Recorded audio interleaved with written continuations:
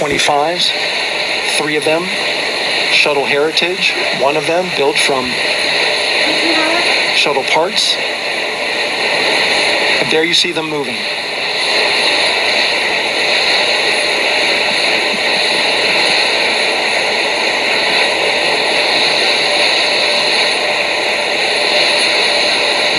Now we're going to start moving the power from both the upper stage and the lower stage of the rocket to internal, taking ground power away and now going to battery power.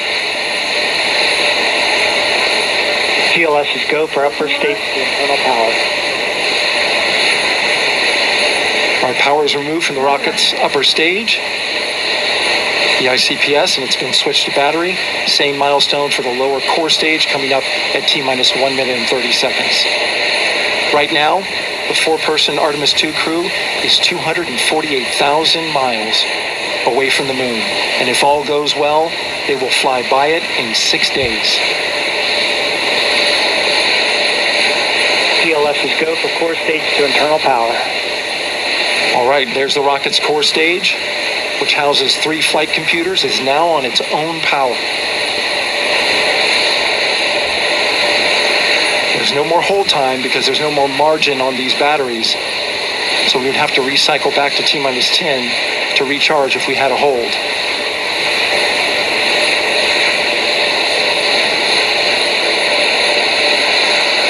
One minute. Right now, the rocket does not know what the T0 is, but coming up at T-minus 33 seconds, control shifts from the ground launch sequencer to the rocket's onboard autonomous launch sequencer, or ALS. The rocket will count itself down, but honor any holds that could come from the ground. Now, shortly after liftoff, Houston will take control of the rocket, and my colleague Gary Jordan will take over commentary. GLS, go for ALS. Great call out. The rocket is on its own. 4 brave explorers ready to ride the most powerful rocket NASA has ever launched. Sound suppression water is flowing. 15. And here we go. 10, 9, 8, 7. RS-25 engines lit. 4, 3, 2, 1. Booster ignition. And liftoff.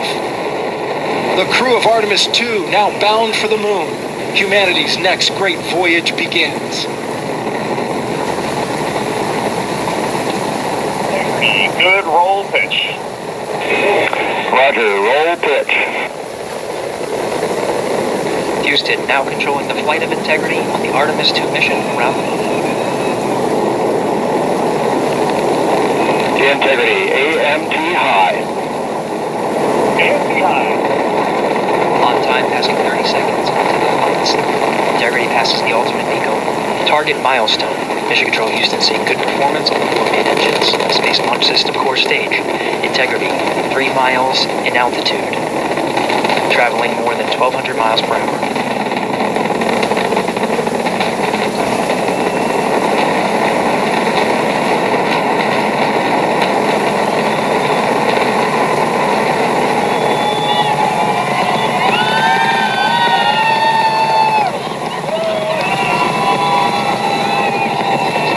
Mission elapsed time, passing 1 minute, approaching max Q. On, pumps fully on. Stan, we have you loud and clear on proximity on. Have you the same? Communication signal transfer confirmed as Integrity and its crew go supersonic. Approaching 90 seconds into the Artemis 2 mission. Integrity is 14 miles in altitude, 8 miles downrange, traveling more than 2,600 miles per hour.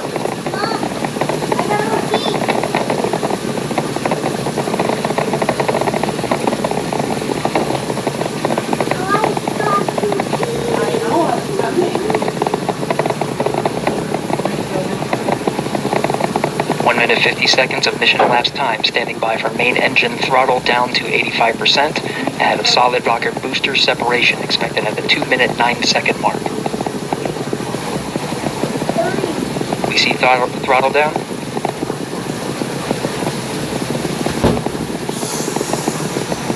Confirmed separation. Main engine's throttling up, guidance converged.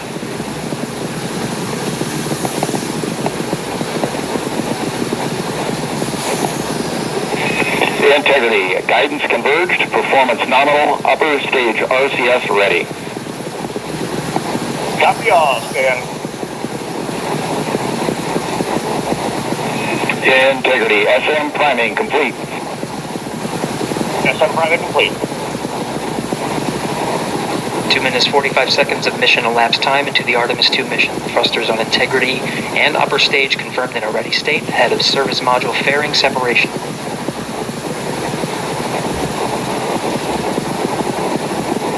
3 minutes into the flight. Integrity 49 miles in altitude, 78 miles downrange, now passing 5,000 miles per hour.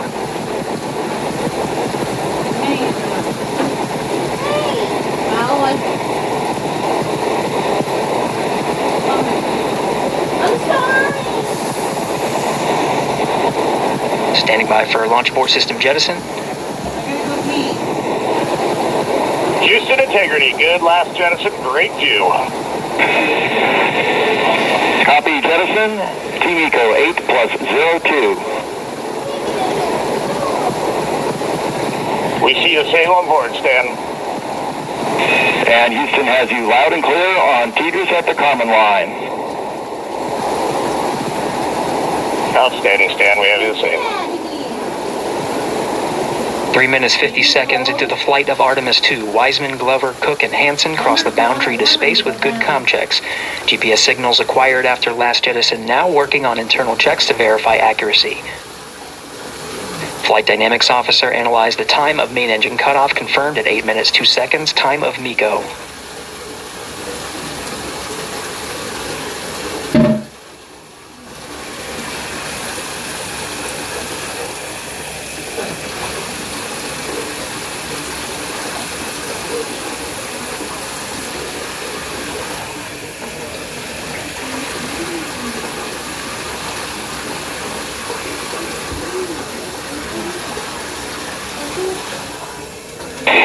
Integrity, GPS processing.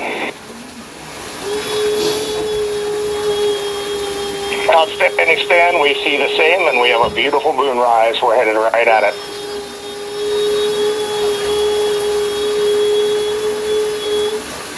Approaching 5 minutes into the flight, Commander Reed Wiseman confirms he has visuals of his destination. GPS guidance, navigation, and control software finishes internal checks and sends to navigation channels.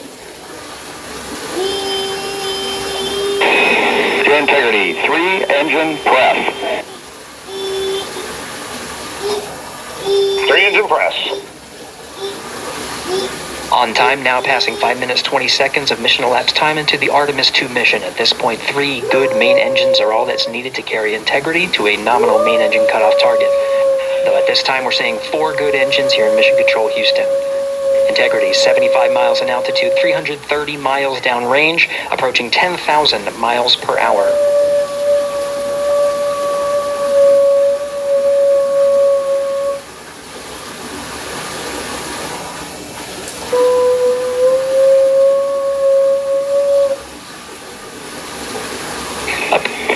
Integrity, looking good at 6 minutes. Same on board, Stan. Good trajectory and engine performance. Booster officer will soon report the shutdown plan to Flight Director Judd Freeling, expected at the 7-minute mark. Integrity, 78 miles in altitude, 460 miles downrange. Integrity, expect nominal shutdown. Integrity copies, nominal shutdown.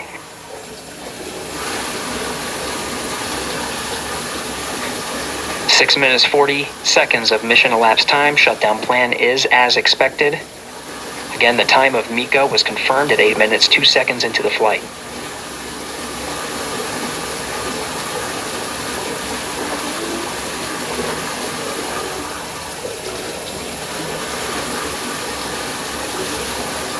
Seven minutes of mission elapsed time. Throttling down as we approach the abort once around option. Milestone at the 7-minute 30-second mark. Now 84 miles in altitude at 650 miles downrange, traveling more than 15,000 miles per hour. Integrity, AOA open. AOA open. The window is now open for an abort once around option that would target splashdown in the Pacific Ocean. Still following nominal ascent at this time.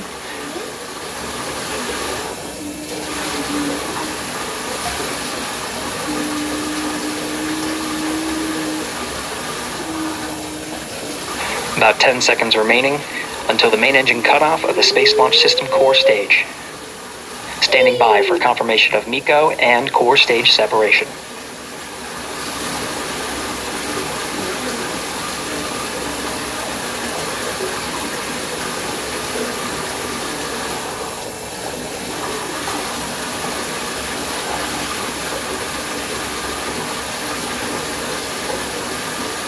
Integrity and nominal MECO, core stage separated.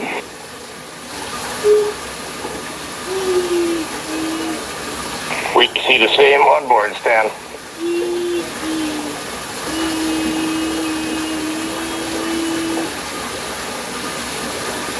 Eight minutes, 40 seconds into the flight, we have a nominal main engine cutoff heading in the right trajectory on the way to swing around the moon.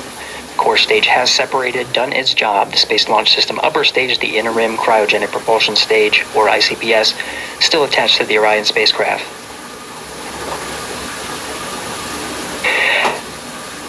Nine minutes of mission elapsed time. Integrity crew of Reed Wiseman, Victor Glover, Christina Cook, and Jeremy Hansen now in orbit around the Earth at the beginning of their journey to the moon.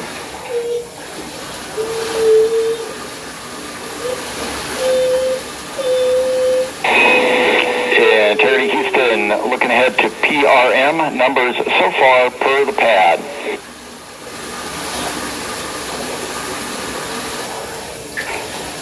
Copy that, Stan. Numbers for the pad.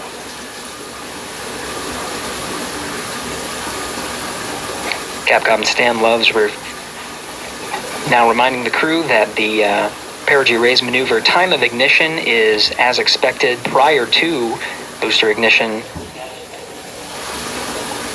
That time being 49 minutes, 50 seconds of mission elapsed time.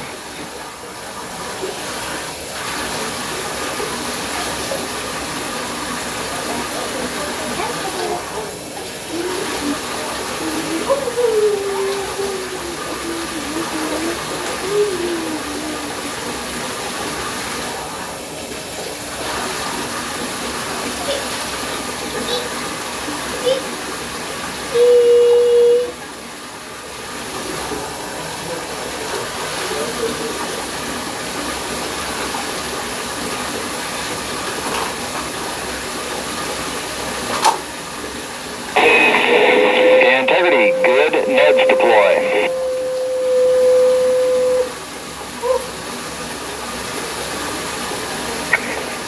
Copy that, Stan. Good, Neds.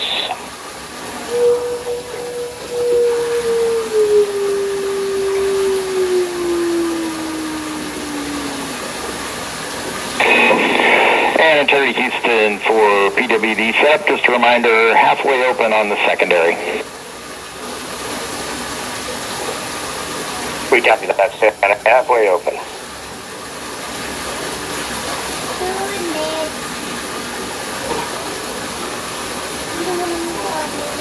Passing 11 minutes of mission elapsed time. Here, overhearing the conversation between Capcom Stan Love and Commander Reed Wiseman, already passing some milestones. We have a good nozzle extension deployment system.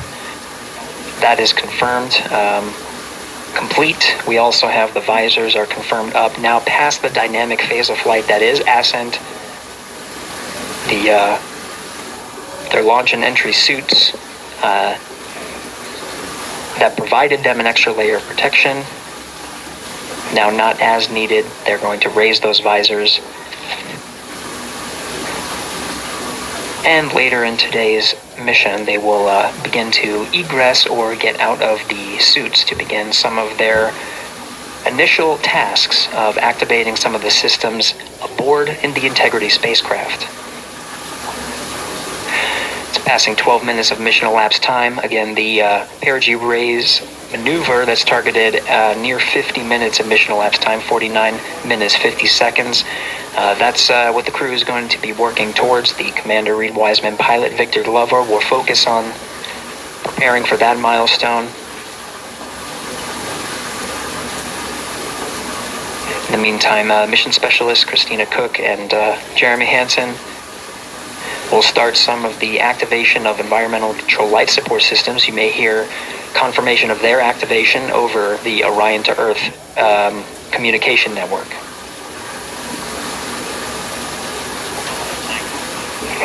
Houston, C3 Aux Tower back in auto. Copy C3 Aux, and we're 2 minutes to maneuver.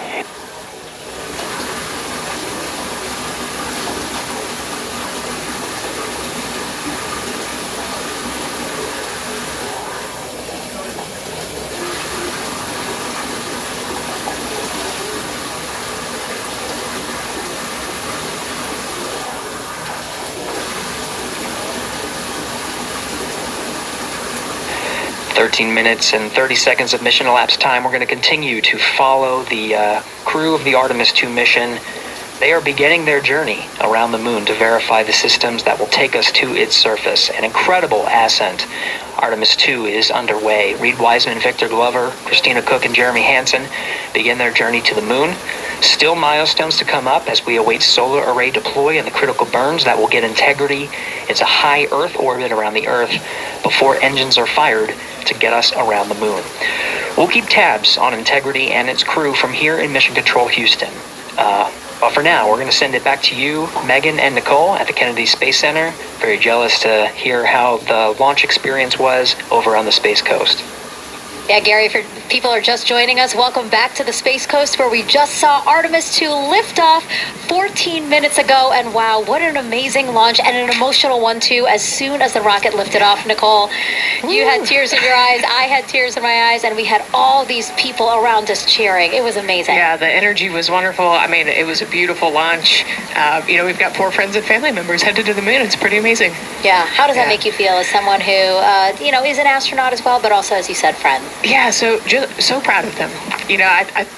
Man, we don't have the words in the English language to describe this kind of an event. And pride, love, so many emotions. They are truly breaking some barriers, and hopefully, as Gary just said, they've got a long day ahead of them, so wishing them well on everything. But so far, what a beautiful launch to watch. Yeah, to be returning to the lunar orbit in more than 50 years. Maybe they go farther from Earth than any other humans before them. Maybe they see parts of the moon that we've never seen before. I mean, what a great start to what could be all of these milestones that we break in just a 10-day mission. Yes, what a way to welcome in the Artemis generation. Yeah, how do you feel? I mean, we saw some beautiful shots we were covering of course, the rocket, of course, the Earth falling away as we continued up into our ascent, but also some of those crowd shots where we saw young and old, just emotional, overcome by this history-making moment. Man, we are going back to the moon for all, and we saw that today. We saw that in all the crowds. And yeah, you guys just saw that view, the sunrise or sunset, I guess. They just made it over the crest of the Earth, and you could see the sun peeking over. One of my favorite views from space, and I can't imagine what they're looking at now, and I can't wait to see what they're looking at in about 5 or 6 days. Yeah, and I know a lot of people are like, I'm surprised this launched on the first try, because we know, like any little thing, we have to be keeping safety in mind, and we want to make sure we're ready to go. But we were ready to go, and I think it surprised a lot of people. What a wonderful surprise on this Wednesday evening. It did, and it kind of surprised me as well. But it's just a testament to the team here that has been working so hard on Artemis. Artemis 1, we learned a ton of lessons. We learned a ton from the wet dress for Artemis 2. We were able to go in, fix those things. We even had a couple mishaps today, not mishaps, but a couple, anomalies today that the team creatively came up with solutions for. It's just a testament to the teamwork that gets us to the moon.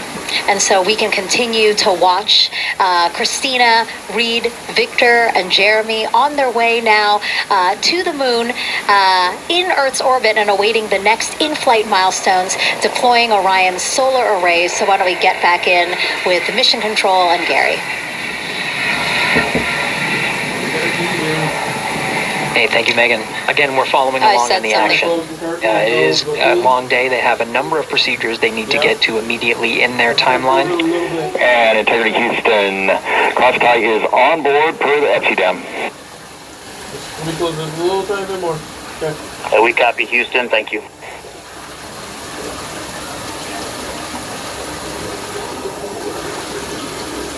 Cross-tie referring to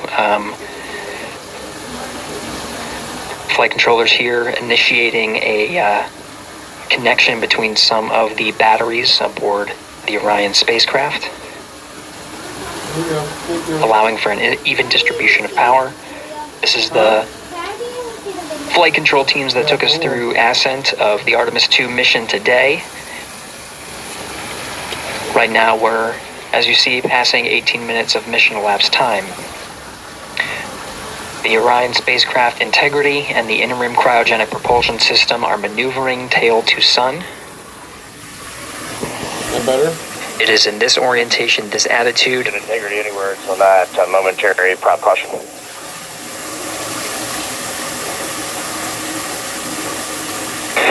And read no action, we're looking at it.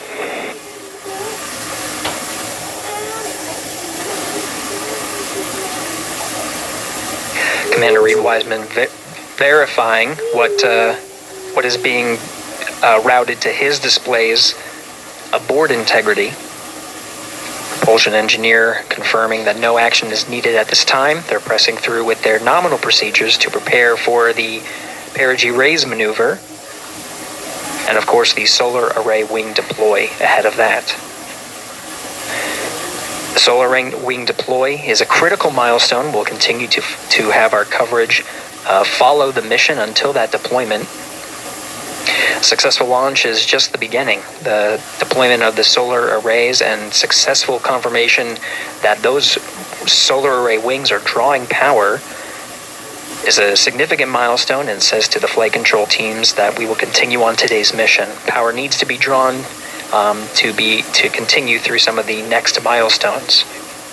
Until then, the AOA open option that was called up upon ascent, the aboard once around, is the current option, and aboard to orbit option ATO will be switched to a preferred mode at the time that the solar array wings are deployed and latched. It gives the flight control teams a little bit more flexibility.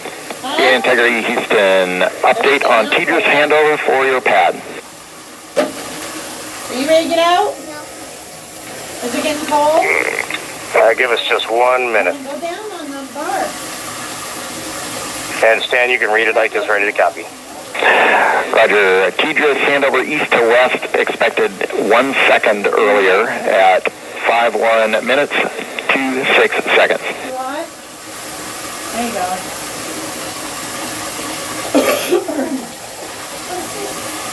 Hi, it's up here. Hi, Stan. We copy 1 second earlier for 5126 TDRS east to west, and saws are starting to deploy. Thermal knives are firing. We concur. Thanks for the report.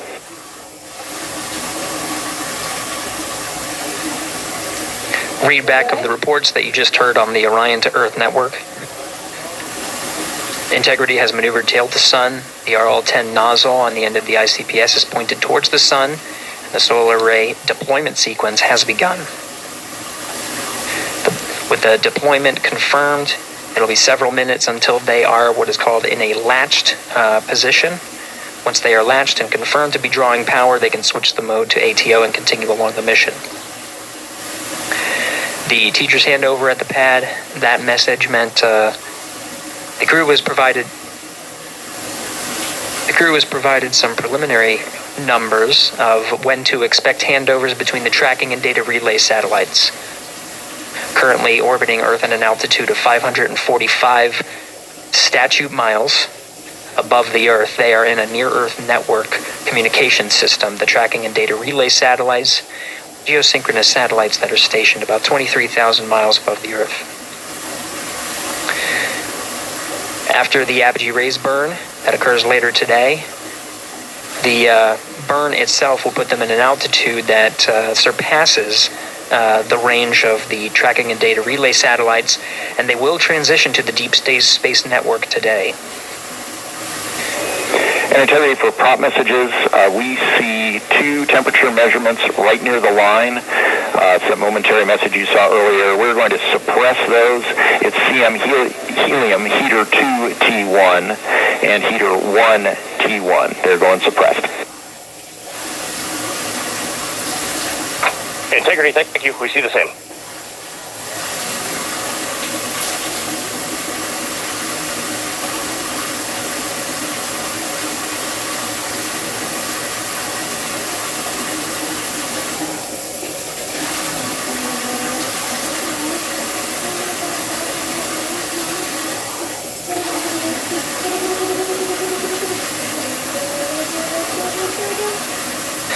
This is Mission Control Houston, passing 23 minutes of mission elapsed time into the Artemis 2 mission.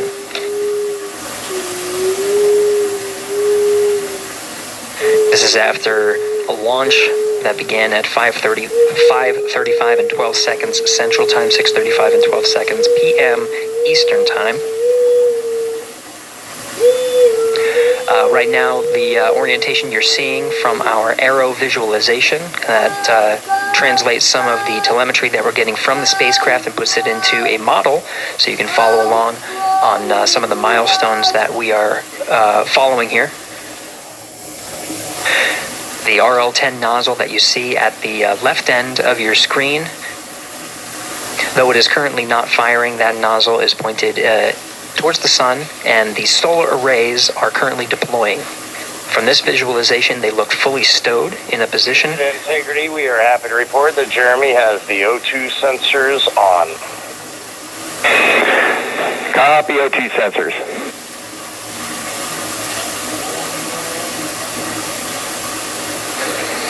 Again, Commander Reed Wiseman and Pilot Victor Glover overseeing the deployment of the solar arrays.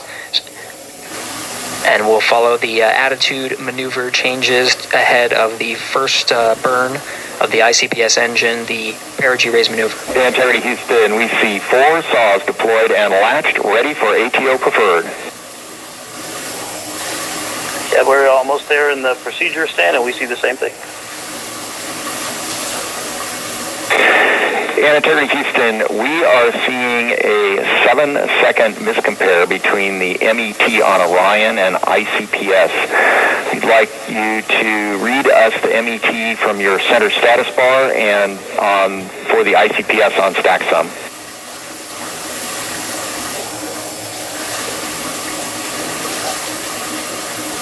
And Stan, we see a absolutely precise alignment. MET 25, 14, 15, 16, precisely aligned with ICPS MET.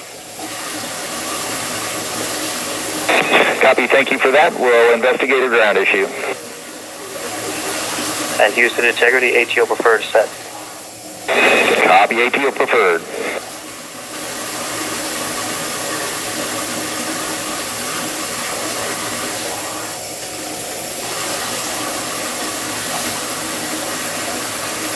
This is Mission Control Houston, 25 minutes, 45 seconds into the flight of Artemis 2. We have confirmation that all 4 solar array wings are deployed and latched.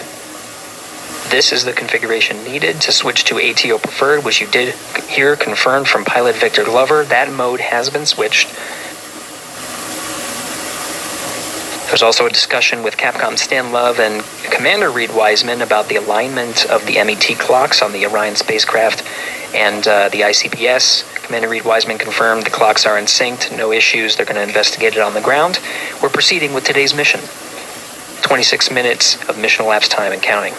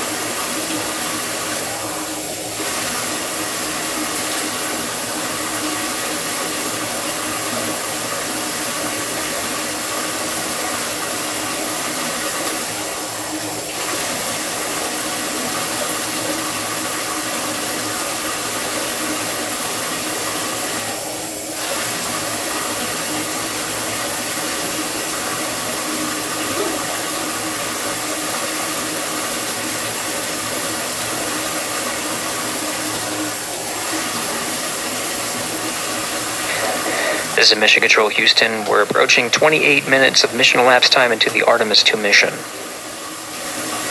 At this point, we've had a successful liftoff from the pad at 5:35 p.m. and 12 seconds p.m. Central Time, 6:35 and 12 seconds p.m. Eastern Time. We've had a good main engine cutoff, core stage separation, and a good trajectory to begin today's mission. Right now, the spacecraft has maneuvered tail to sun. We're standing by for another maneuver to maneuver into the burn attitude. This is where the RL-10 engine of the ICBS is pointed in the correct orientation for the perigee raise maneuver. We did hear confirmation that the perigee raise maneuver time of ignition has been confirmed per the pad, which means it was the predicted time prior to liftoff. Integrity for GNC, we're taking channel 1 to unfiltered and to BFS. Okay, Stan, we're watching. Go ahead.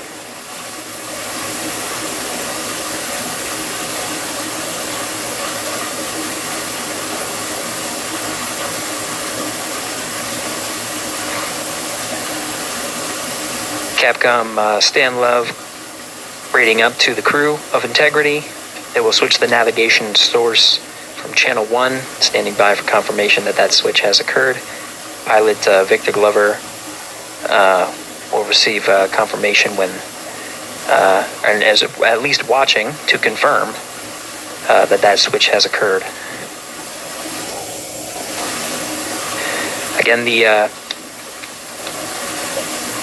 perigee raise maneuver that we're heading towards, not too long from now, we're actually inside 20 minutes at this time from the time of ignition of the perigee raise maneuver. We did have a successful deployment and launched of all 4 solar array wings. This is the configuration needed to commit to the perigee raise maneuver. Of course, flight controllers here in Mission Control Houston will continue to evaluate that everything is good before committing to that burn. The perigee raise maneuver does raise the perigee, the lowest point in the orbit, from 15 to 100 nautical miles. The 100 nautical mile mark is needed to continue in low Earth orbit and hit the target for the apogee raise burn. That will put them in a high Earth orbit for the remainder of the day and set them up for the right position to execute the translunar injection and head to the moon tomorrow. The burn duration of the perigee raise maneuver is 26 seconds. It's a relatively short burn, but it does raise the perigee and do the job to get into the correct position before firing that main engine on the ICBS. The pad had a teacher's handover. This is the tracking and data relay satellites. East to west, they are geosynchronous satellites that are positioned around the globe, and as Orion makes its way around the Earth right now above the west coast of Africa at an altitude of about 923 statute miles and counting.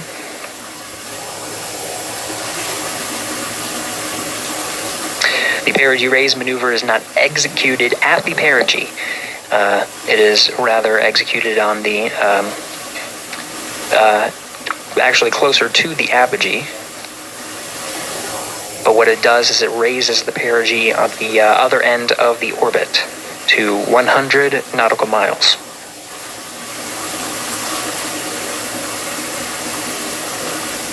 The 26-second duration burn does not conflict with the time that they've reported of the tracking and data relay satellite handover from Teachers East to West.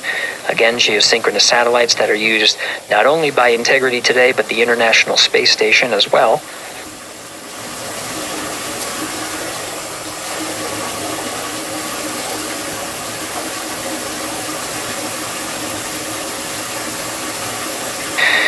That time of handover is 51 minutes, 26 seconds. Plenty of margin before the perigee raise maneuver cutoff happens, and the trajectory is analyzed to see whether it was a good burn A good burn means that the burn was performed as expected and sets the trajectory on course for that 100 nautical mile perigee target mark.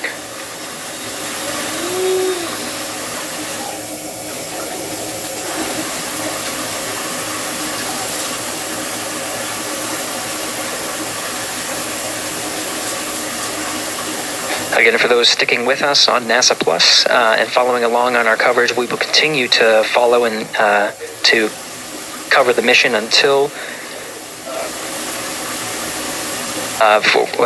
we'll continue to cover the mission 24/7.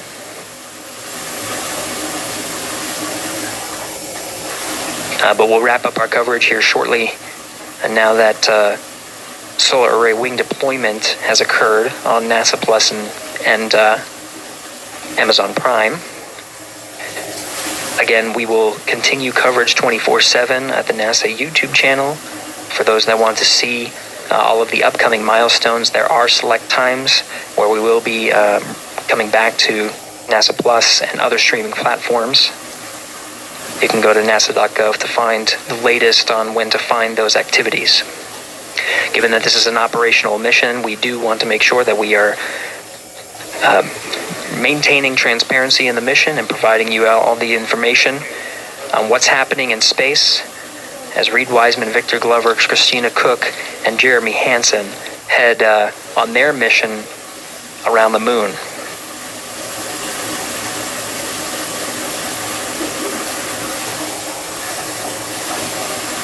Inside integrity at this time. Again, the solar array wings have deployed. The integrity is maneuvering to its burn attitude ahead of the execution of the perigee raise maneuver. Overseeing these steps is primarily done by Commander Reed Wiseman and pilot Victor Glover. Mission specialist Christina Cook and Jeremy Hansen focusing on some of the system activation inside of Orion, namely the environmental and control and life support systems. The activation and checkout of some of these critical systems are very important to continuing on the mission, making sure that those systems are in a good condition and in a reliable condition to provide the necessary environmental and control needs of the crew with humans on board through the duration of the mission that extends 10 flight days.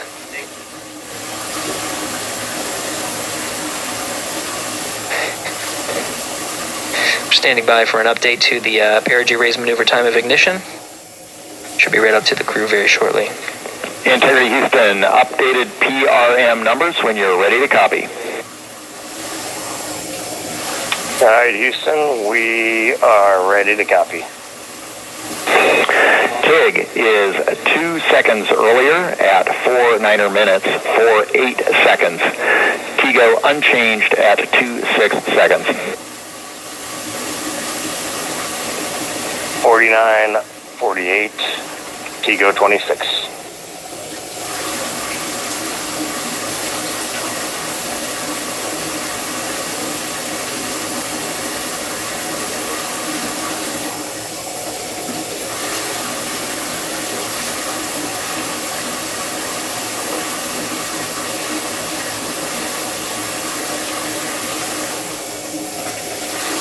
This is Mission Control Houston. With that update, we are approaching a little more than 13 minutes from the time of ignition of the perigee raise maneuver. That time updated to be 2 seconds earlier was 49 minutes, 50 seconds of mission elapsed time. We'll now move to 49 minutes, 48 seconds. The duration of the burn, that's what was referred to as the TGO, will still remain at 26 seconds. Relatively short duration burn, again, just raises the perigee of the orbit today.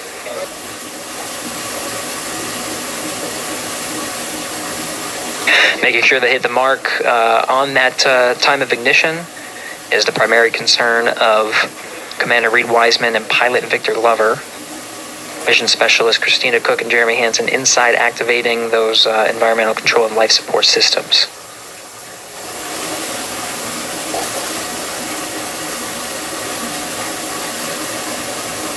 At this time, all 4 crew members are wearing the launch and entry suits.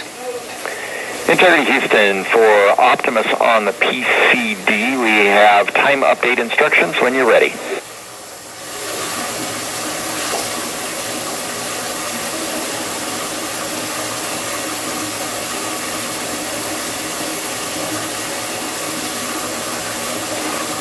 And Houston, Integrity, we copy. Hands are pretty busy at this time. I think we will call you back when we're ready for that. All right, that one is not urgent. 2 minutes to maneuver to PRM attitude. We are watching and concurred.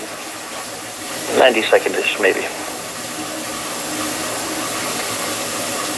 Pilot Victor Glover confirming that maneuver less than 2 minutes. Again, that the point of that maneuver is to point the main engine of the ICPS, the RL-10 engine, in the proper orientation to execute that 26-second burn. It needs to point in the correct position to achieve the goal of raising the perigee to 100 nautical miles.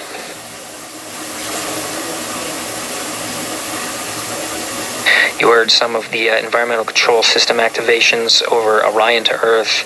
Jeremy Hansen activated the O2 sensors. They'll be measuring the cabin of Orion.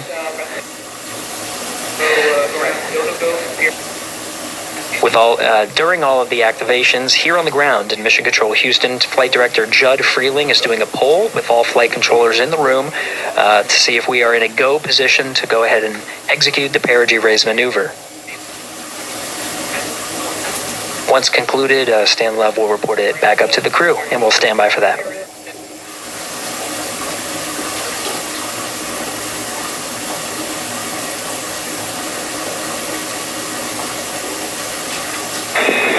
Integrity Houston, MCC polls go for PRM, pending attitude and saws.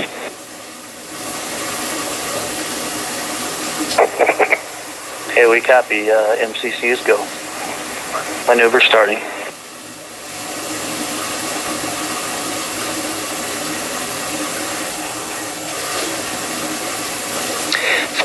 Minutes of mission elapsed time. The maneuver to the burn attitude has begun.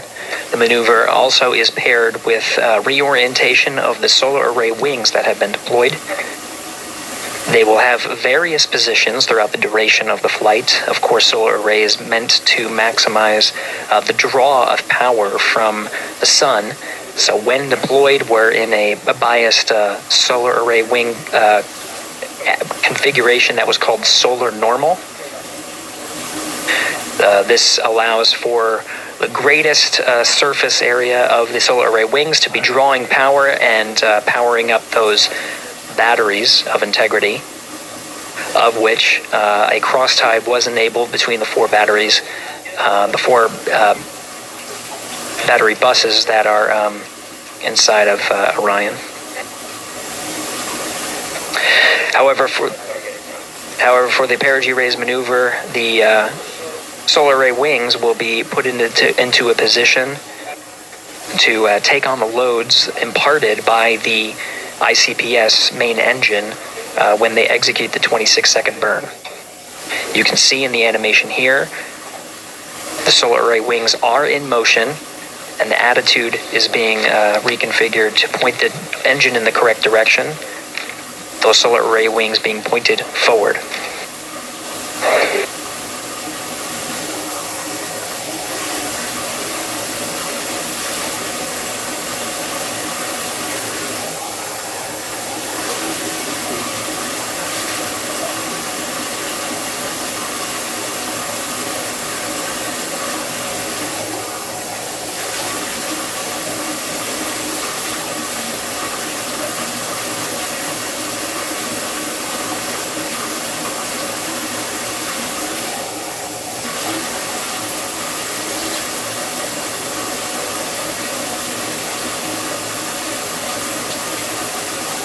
You're getting a live look inside the Artemis 2 mission flight control room. The team you see here oversaw the ascent of our four astronauts inside Integrity, launching at 6:35 and 12 seconds p.m. Eastern Time.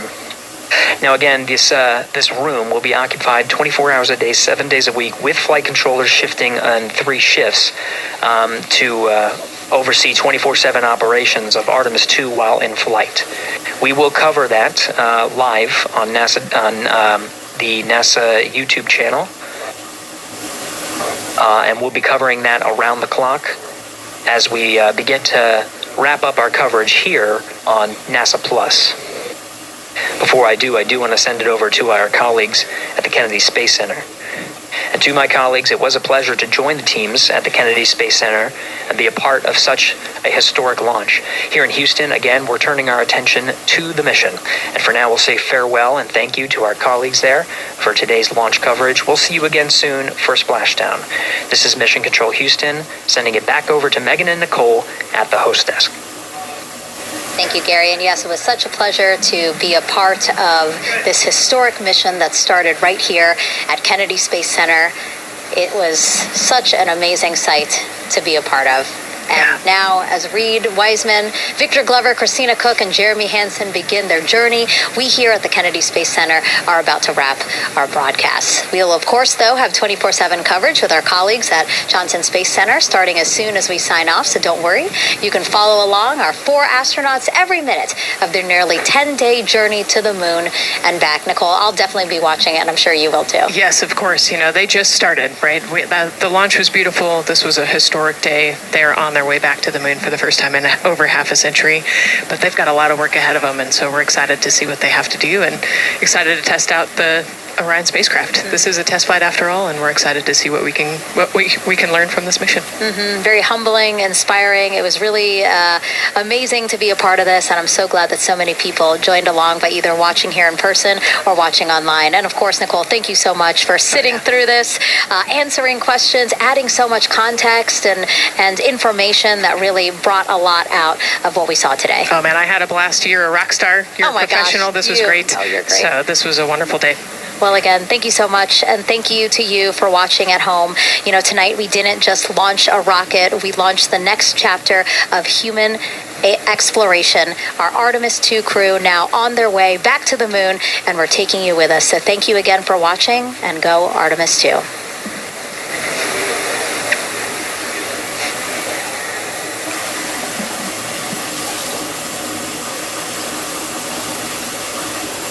All 4 astronauts, and it appears all of them are undergoing their suit leak checks.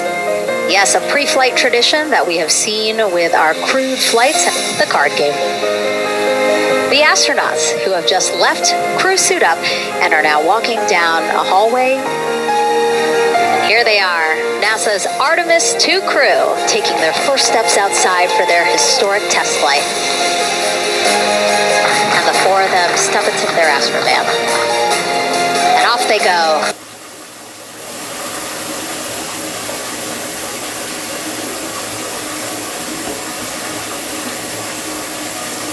This was me watching the Artemis 1 launch in 2022. I was by myself in my living room 1,000 miles away, and it was 1:30 in the morning.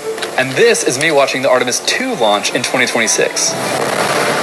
And this time, I was there. Artemis 2 launched a few weeks ago, and my whole family got to see the launch in person. Not only that, my oldest son and I were as close to the launch pad as anyone is allowed to be. 3.5 miles away. We were even closer to the launch pad than the vehicle assembly building. This was our view when it launched, and this was my face.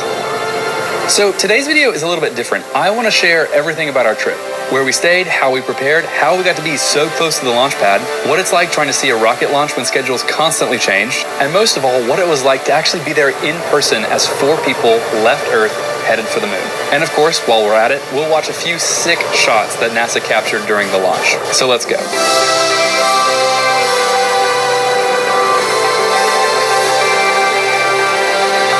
So ever since NASA announced the Artemis program formally in 2017, I wanted to be there in person for the first launch to the moon. I'm in my 30s. I missed the Apollo program. I'm ready to see a moon launch. And while I waited, I actually became a father to 3 amazing kids. 9 years is a long time to wait for a rocket launch, but the upside for me personally was now I could bring my whole family.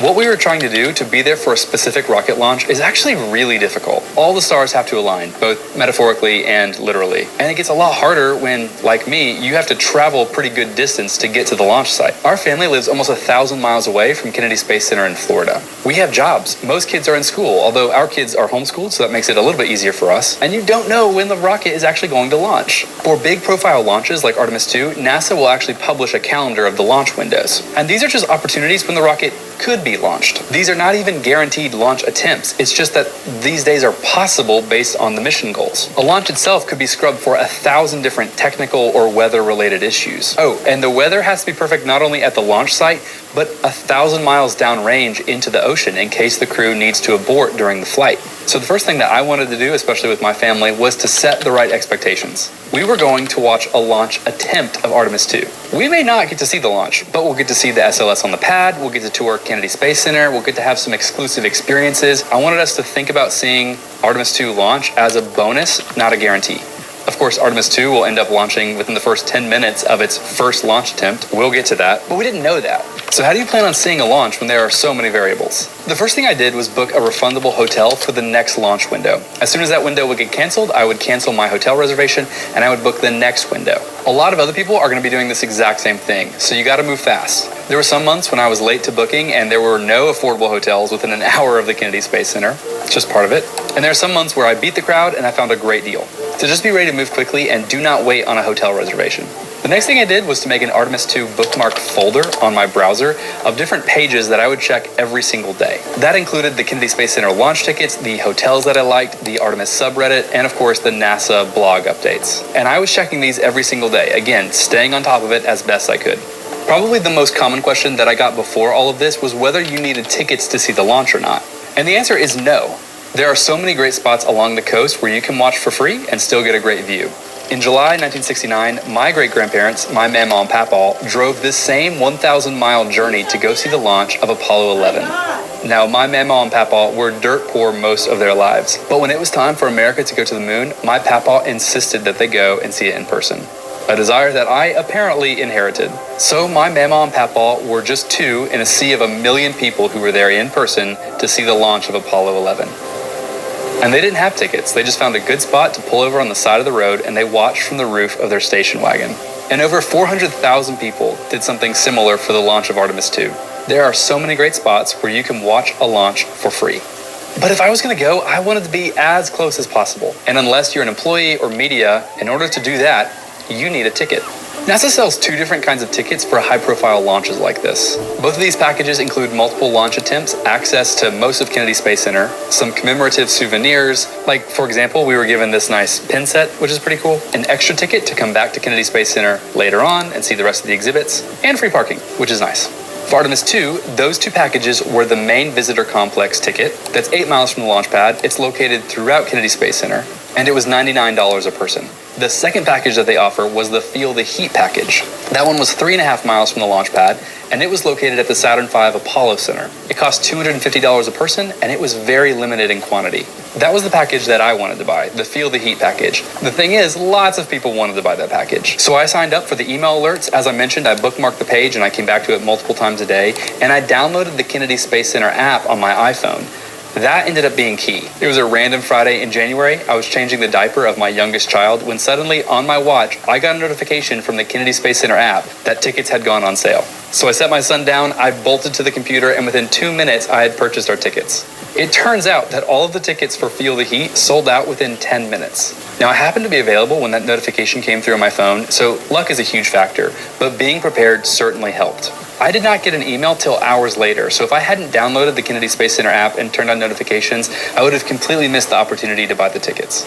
I will say that on launch day, my son and I met a guy who missed out on the original opportunity to buy the tickets, but he called Kennedy Space Center a couple weeks later, asked if any tickets were available, and they happened to have refunded someone the very same day. So they had 1 ticket available at the moment that he called, and he was able to purchase it then. So if you missed the opportunity, it's worth a try just to call later on and check. I want to reiterate, you do not need tickets to see the launch. There are plenty of great places to watch from. It all depends on what kind of experience you're looking to have. All right, so we have launch tickets. The thing is, we still don't know when the launch is. We needed to wait for NASA to say when they would actually attempt Artemis 2. And I think people are so surprised how complicated that part is. Let me try to explain it. Remember this calendar that NASA published with all the launch windows? You have to think of this only as possible launch dates. The calendar essentially tells you all the times when NASA is definitely not going to try to launch, and a few dates when they might. Leading up to every single one of these launch windows, NASA would essentially give updates about whether or not that attempt would be canceled. NASA is never going to be able to say, we are definitely going to try to launch next month, because they don't know what issues are going to pop up between now and then. So you're really listening for updates for when it won't launch, if that makes sense. And you can see why if you want to see a launch and you need to travel, flexibility is the name of the game. So my family watched every press conference, we watched both rollouts, we watched both dress rehearsals. We were staying on top of this, because you kind of have to.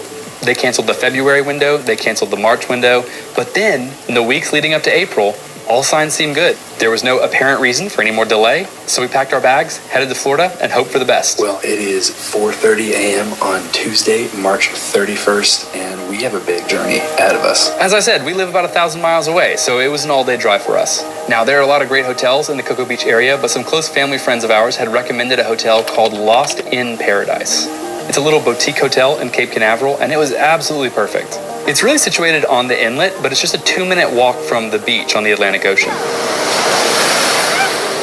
It was comfy, it felt safe, it was cozy. My kids loved it. They had a pool. They had lots of free supplies like beach toys and umbrellas and kayaks. The room had a kitchenette so we could prepare meals there, didn't have to eat out as much. And honestly, it was a great price. Plus, they made sure that we knew about the rocket launch, and the staff offered my wife and my younger kids a couple of good places on property to watch the launch from.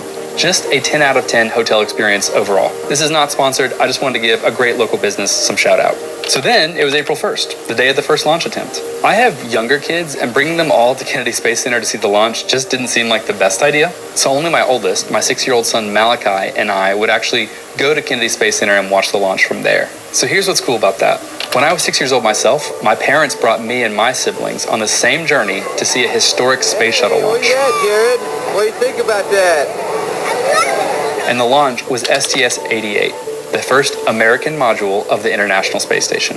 Huge launch, big deal. It is a crazy story that I will share for another time, but the short version is that my family was invited to actually experience the pre-launch activities and the launch itself with the families of the astronauts who were on board.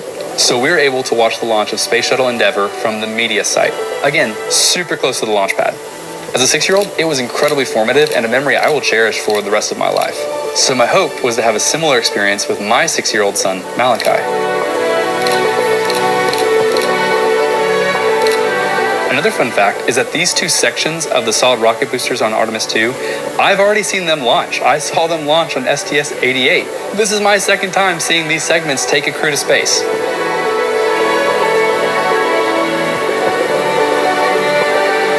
A lot of the segments in the Space Launch System are reused from previous space shuttle missions. It's really cool they're getting one final flight, especially on such a historic mission.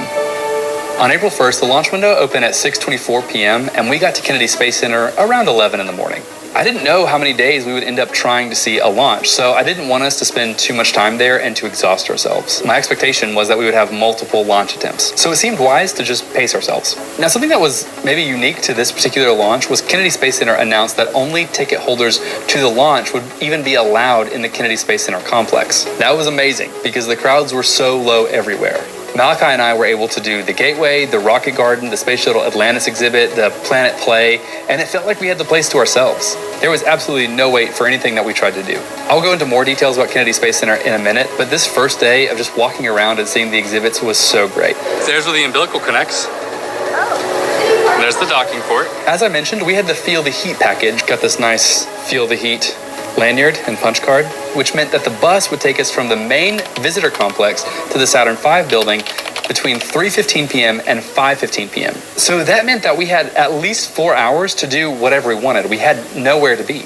I didn't think about that at the time, but it ended up being a really nice benefit to the particular package that we had. It seemed like everyone else who had the standard visitor complex launch ticket, they weren't really able to enjoy the exhibits because they needed to find a spot on property to camp out, to watch the launch in a few hours. That was another difference between these two packages that had never crossed my radar, but might be something worth considering if you are ever deciding between these two packages. We just got to take our time, walk around, and enjoy the exhibits of Kennedy Space Center. So at about 3:30 p.m., they loaded us up on the bus and took us to the Saturn V Apollo building. On the bus. I have the window seat. I got the aisle seat. When we stepped off the bus and saw the Space Launch System and how close we were, it blew my mind. I just couldn't believe we were really there. That is just 3.5 miles from the launch pad, as close as anyone is allowed to be. I'm pretty sure I was the dad who kept turning to my son being like, you have to remember this. You have to remember how special this is. This is a huge deal. Artemis. So we are in the Saturn V building, which it looks like this. You can see the Buick Assembly building. Yeah. It's like so close up to you. Like you can't even believe how close you are. When you arrive at the Saturn V Center to see a launch like this, there are actually 2 different sites you can pick from, and they told us this in advance. There were the bleachers here that you can see on this drone shot, and then there was this lawn, this big grass lawn. And they had said if you wanted to pick the lawn, that you had the option of bringing a carry-on lawn chair or a picnic blanket. The lawn was a great choice for us. We set out a picnic blanket, we lounged in the shade, we looked at this beautiful rocket getting ready for flight, talking with my son and getting to know some of the people around us. It was really great. Now, as I mentioned, this is the Saturn V Apollo building. So after we got our spot settled, my son and I walked around and looked at the Apollo exhibits. For this launch, they also had some special booths set up for Artemis, like the Orion design team was there, and that was really cool to get to talk to them, especially because at Digital Astronaut, we are working on a 3D animated tour of Orion coming soon. The connection between Apollo and Artemis, and the fact that Artemis is standing on the shoulders of all of this that came before us, was so obvious and so special. And no matter how many times I see the Saturn V in person, it's just difficult to comprehend the scale of this thing. These F1 engines are massive. The Feel the Heat package also included a meal too. I had honestly set my expectations for that really low, like maybe it would be burgers and hot dogs and fries or something. But it was actually great. We had chicken wings and vegetables and kettle chips and the sundae bar and some cookies, a selection of beverages. It was great. So we grabbed our food and had a nice rocket picnic. So as we got to 10 minutes until liftoff, things got real. During the 10-minute hold, Flight Director Charlie Blackwell Thompson pulled the crew for launch, and when they said this... Thank you, Charlie. This is Victor. We are going for our families. This is Christina. We are going for our teammates. This is Jeremy. We are going for all humanity. All right, Charlie, your Artemis 2 crew is go for launch. Full set. The entire crowd went wild. I think one of the best reasons to come to a launch event like this is the crowd. The energy during this entire day was just incredible. We were all so excited. I actually met some other people from my own hometown who had driven all this way to get to see the launch in person as well. I met a woman whose dad had brought her when she was a little girl to come see one of the Apollo launches in the 1960s. This one guy brought a real meteorite and let us hold it and pass it around. Just a fun, space-loving group of people. Interestingly enough, we did not have a countdown clock visible at our location. The commentator over the loudspeaker would give us occasional updates, but he's just watching it the same as we are. Eventually, they switched the audio to the live stream of the launch, but what we did not know at the time was that this live stream on our end was about 30 seconds delayed from what we were actually seeing. All systems are go. Can't believe it. That the RS-25 engines, all 4 of them, are in the proper temperature range for launch. Do you think we're about to launch? So we're thinking we're about 1 minute from liftoff, and I'm listening to the audio commentary and all the things he's saying, and I'm going, okay, so based on those call-outs, we should be about 30 seconds from launch. And as soon as I thought that, we see the bright flash of the engines igniting.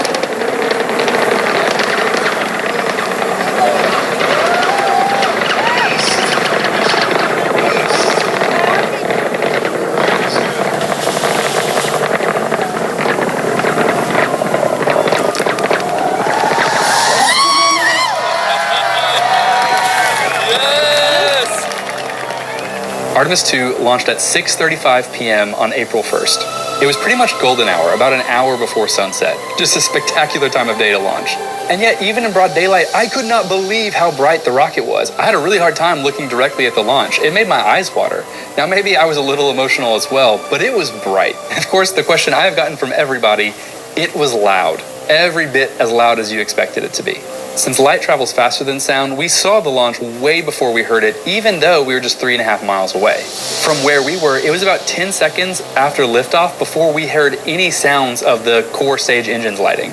But even still, even as close as we were, the sound level is not dangerous. Now, if you were really close to the rocket, it would be incredibly dangerous, but from where we were, 3.5 miles away, we were good. All the same, we wanted to be on the safe side, so my son had his earmuffs, and I had my Surefire Sonic Defenders. These just lessened the intensity of the noise on our eardrums a little bit. You still hear it, it is still loud. Because the Space Launch System is mostly made out of Space Shuttle components, it sounds identical to the Space Shuttle. Although I'm assuming it's a little bit louder. Someone tell me if it is or not. I assume it is. So that's what the launch looked like from our perspective, what we saw and what we experienced. But now we have to nerd out and take a look at some of the incredible footage that NASA captured. RS-25 engines lit. 3, 2, 1. Booster ignition.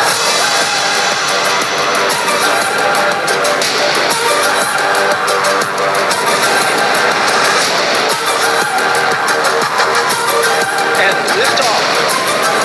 The crew of Artemis 2 now bound for the moon.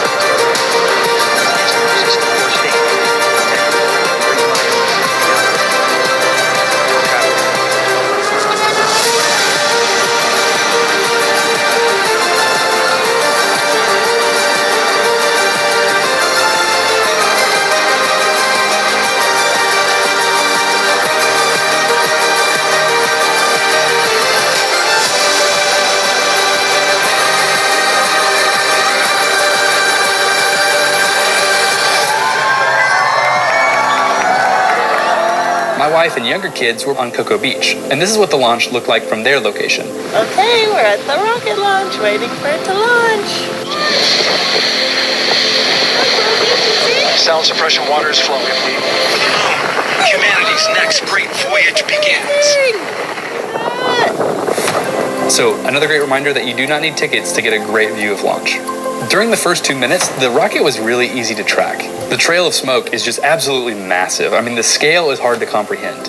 Look at these shadows cast in the sky from the smoke trail. After 2 minutes, the solid rocket boosters separate from the core stage. By this time, believe it or not, the SLS is 30 miles high, about 40 miles downrange from where it launched from, and is going 3,000 miles an hour. This is what we were seeing in that moment, and this is the feed from the onboard cameras. Throttle down.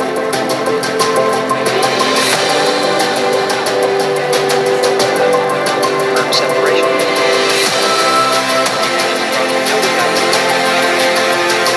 A few seconds later, the fairings and the launch abort system were jettisoned. We could just barely make that out with our eyes. I couldn't even capture it on our cameras. It's at this point when the crew finally gets a view of the outside world. After 3.5, maybe 4 minutes, we really couldn't see the rocket with our eyes anymore. So there was a lot of cheering, a lot of hugging, a lot of high-fiving. We were all just celebrating. And just like that, it was over. It honestly felt like it happened so fast. Especially because I kind of expected us to be there for, at least an hour before the launch finally happened. I assumed there would be some big problems they need to fix. I also really didn't think they would launch on the first attempt. I don't think any of us did. Just like that, it was over. We packed up, and it was time to head back to the hotel. Now, as I mentioned before, all the launch day tickets included one extra ticket to come back to Kennedy Space Center and just do all the normal touristy things, just see all the stuff. The thing was, I think everybody else had that idea too. NASA, NASA, NASA. Everything took forever. It was the exact opposite of the experience we had on day one. The bus that would take you to the Saturn V Apollo Center had a 200-minute wait. 200 minutes! So we made the best of it, and we did what we could. If you've not been to Kennedy Space Center before, I will put a plug here, especially if you have a family, for the Space Shuttle Atlantis exhibit.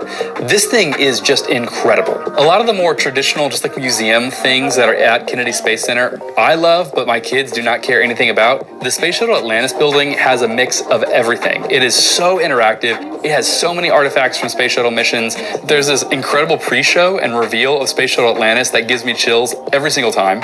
Seeing the actual orbiter of Space Shuttle Atlantis in person, it's huge. It's way bigger than you expect it to be. And this area just has so many great interactive elements for kids. My kids love being in the Space Shuttle cockpit. I think they could have sat in the pilot seats for hours. We got to try on the Artemis 2 gloves and helmets. We got to talk with the team about both upcoming moon landers and the new moon rover that JAXA is building. Needless to say, we spent a lot of time with Space Shuttle Atlantis.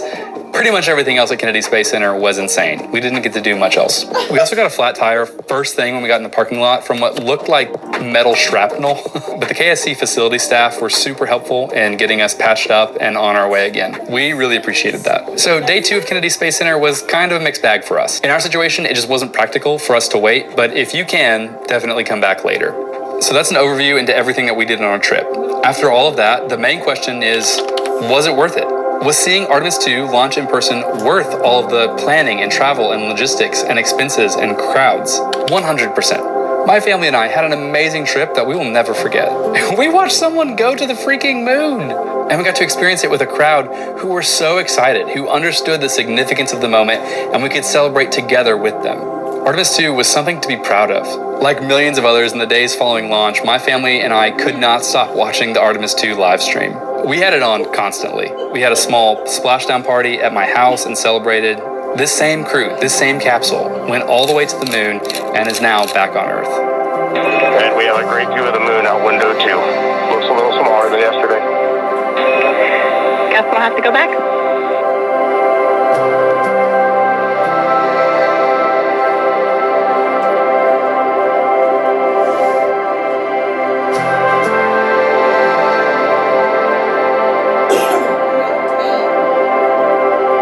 So I don't know when my family will go watch a launch again. It was a lot of work. It was a lot of logistics, and it required a lot of flexibility on my family's part. We will definitely wait a few major missions before we do anything like this again. But I hope that my kids, and especially my oldest son, treasures this trip, because I know I will. Because I know I will.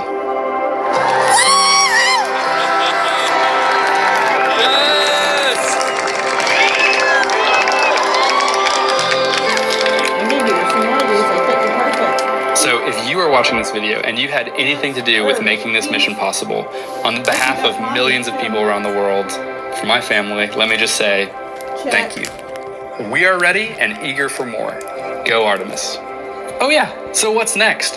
For the last several months, my brother and I have been animating a deep dive tour into the Orion spacecraft. We are still working on that. We don't want to rush it, but it's going to be coming out in the next few months. And you will be able to take a full tour of both the outside of Orion and the inside of the capsule. Then, of course, as we get more updates about Artemis 3, as well as the upcoming moon base plan, we're going to be providing you update videos here on Digital Astronaut. So be sure to stay tuned. Thanks for watching.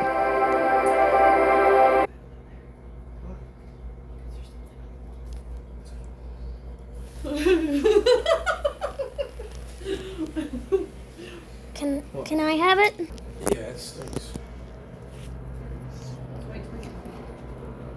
Or in the car. I don't know if we should be doing that. Jacob, come here. Don't eat it. Importance of that on future missions, that it not only made their discussions better, but also more human. Glover and Cook are in the support roles right now, not taking photos or making annotations at the windows, but they are also encouraged to have their midday meal at this time. For lunch today, those two crew members have options of beef ravioli, salmon, butternut squash, sweet and savory kale, pickled beets, cherry blueberry cobbler, tuna noodle casserole, tomatoes and artichokes, broccoli, and chocolate peanut butter bar. that what they're eating in space, dude? Mm-hmm. Cool. But they choose peanut butter bar. Once Glover and Cook return to the window portion of their flyby today, Reed Wiseman and Jeremy Hansen will get into their midday meal.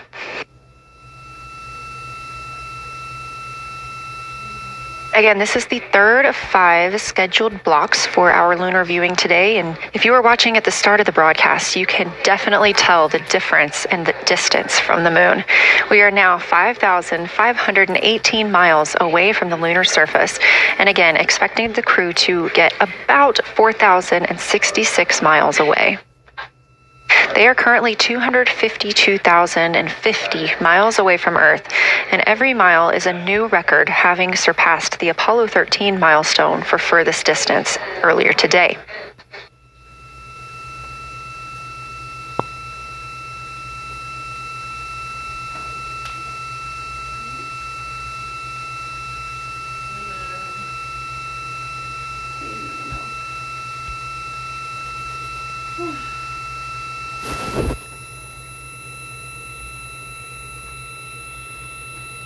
There's a bankers conference day here, Saturday and tomorrow. A bankers conference. I got into the hotel. Integrity Houston, in mission control, all of your flight controllers and your flight director have flipped their Artemis 2 patches around. Signifiers at their console. On one side of the patch that you've probably seen is the moon with the Earth behind it. Now that we've passed behind the moon and we are returning home, the flight control team has instructed everyone in the room to switch their patch around so that the Earth is closer and the moon is behind us. And I think it's we're starting to see the glow around the moon get balanced out. I still see Earthshine, and the Earth is very bright out there. Still quite an unreal sight. Integrity Houston, we have that sit rep loud and clear, and we are back with you. How do you hear me?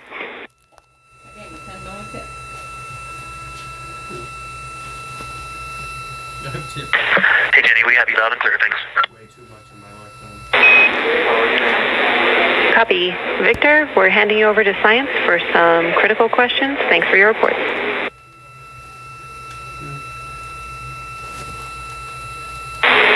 Integrity Science, we were loving your science sit reps in the blind, and it should come as no surprise that we have a number of follow-up questions. First, In Houston, Texas, we are currently 5 days to.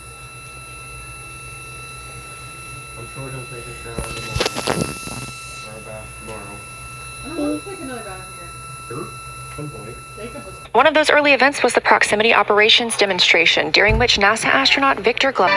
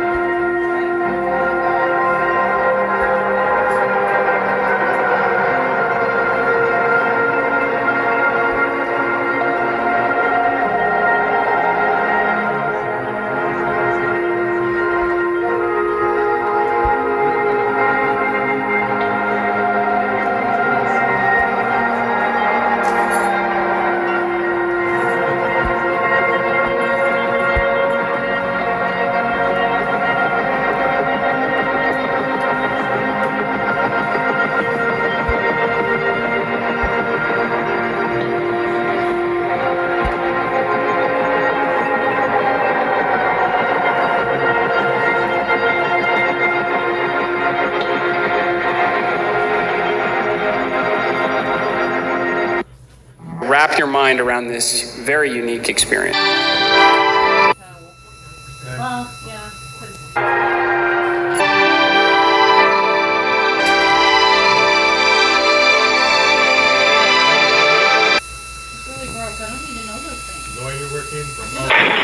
Integrity, splashdown, sending post-landing command now.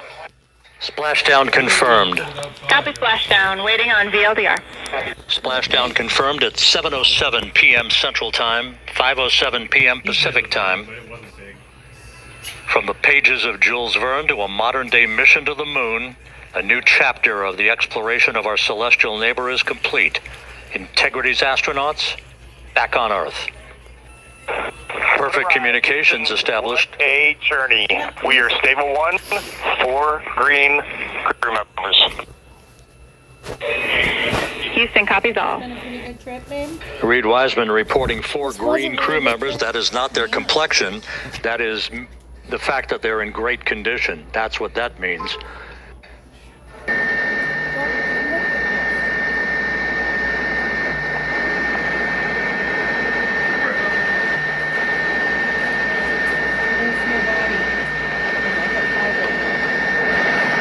And as there are mission audio loops in mission control in Houston, there is a mission audio loop here on the ship, and it was just reported out that the side hatch is open.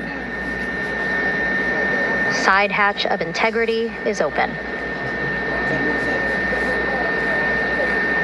You're getting these beautiful shots from our aerial assets. The ship itself, where I'm on, just 3,000 yards away.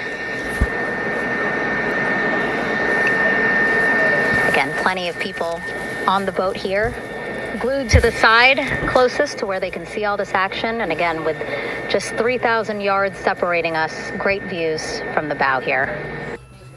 And the initial, you can hear it.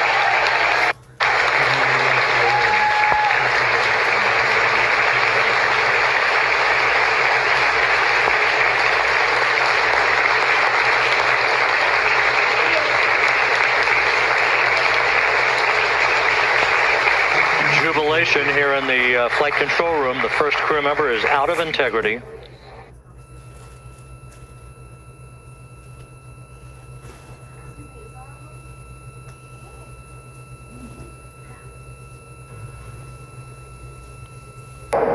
Look at the power of those blades throwing water out at the center there, the front porch, with now 3 astronauts and the recovery specialists. Again, crews already outfitted with a harness vest. And here we go. Second astronaut now off the front porch, getting hoisted into the second helicopter.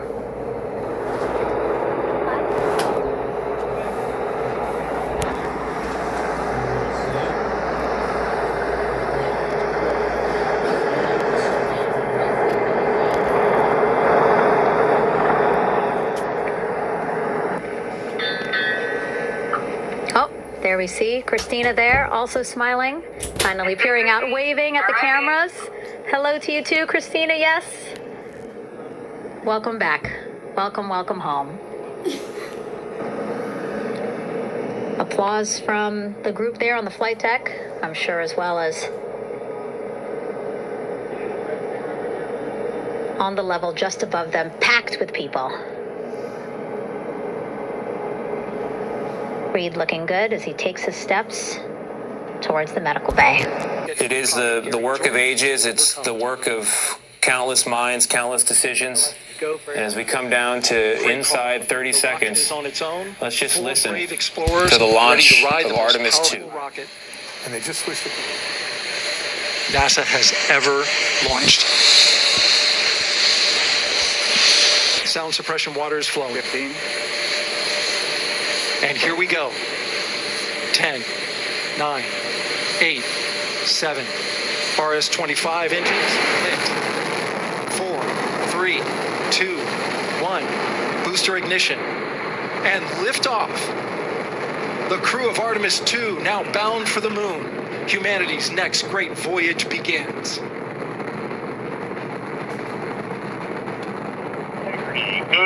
full pitch. Guidance converged, performance nominal, upper stage RCS. For what was very close to an on-time launch and you've got your schedule mapped out with such precision, and you make sure moment to moment you're keeping up with it. Can you talk about that? Yeah, that's absolutely right, particularly on a mission like this where it's such a short duration, right? We're only talking The work of ages.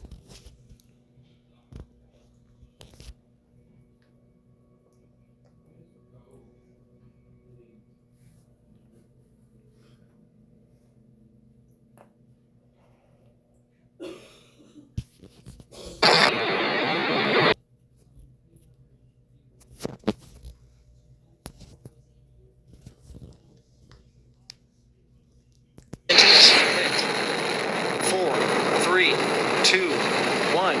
Booster ignition. And 10, 9, 8, 7. RS-25 engines lit.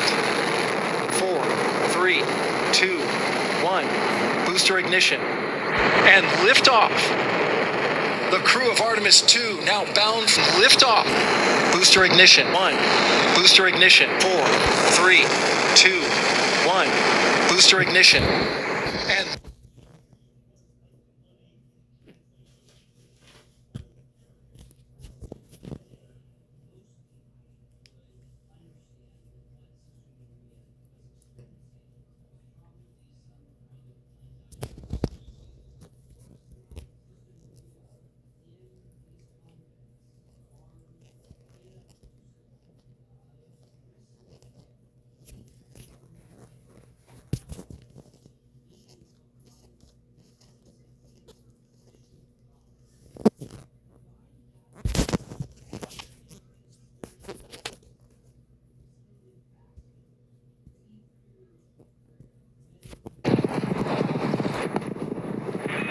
Integrity, guidance converged, performance nominal, upper stage RCS ready. So we're about to see the separation of The flight of integrity on the Artemis. The work of ages. It's schedule mapped out with such precision. And have their days lined up in 5 minutes. Got to do some replanning. And clockwork so far on the telemetry, you can see this is.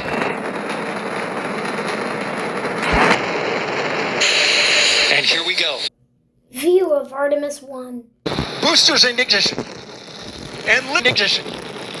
And boosters in ignition. And liftoff of boosters in ignition. And liftoff of Artemis 1. Boosters in ignition. Boosters in ignition. Boosters in ignition. And beyond. Boosters in ignition. And liftoff. Boosters in ignition. And liftoff of Artemis 1. And liftoff of Artemis 1. We rise together back to the moon and beyond. Boosters in ignition. And liftoff of Artemis 1. Boosters in ignition. And liftoff of Artemis 1. Boosters in ignition. And liftoff of Artemis 1. We rise together. And liftoff of Artemis 1. We ride. And liftoff of our 4-stage engine start. 3, 2, 1. Boosters in ignition. And liftoff of Artemis 1. We rise together back to the moon.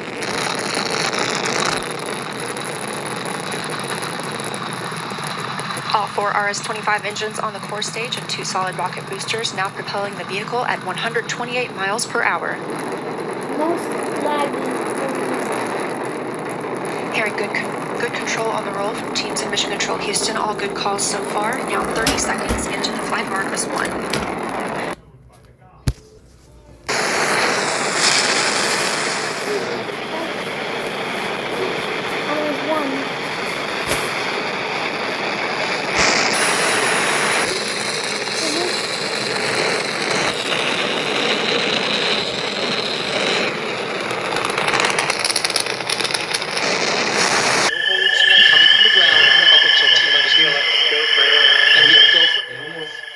The Space Launch System is now counting down to launch system no longer cycle count. Look at it, dude. And here we go. 10.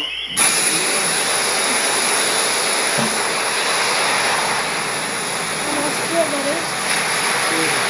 Yeah.